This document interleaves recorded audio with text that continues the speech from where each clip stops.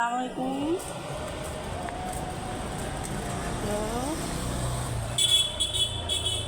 আর দেখুন কোথায় এসেছি, ম্যাটারের সামনে।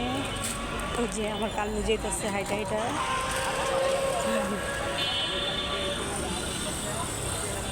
কোথায় এসেছি দেখেন আপনারা।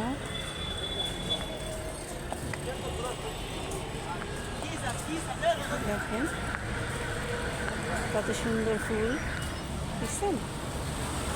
কত সুন্দর সুন্দর গাছ।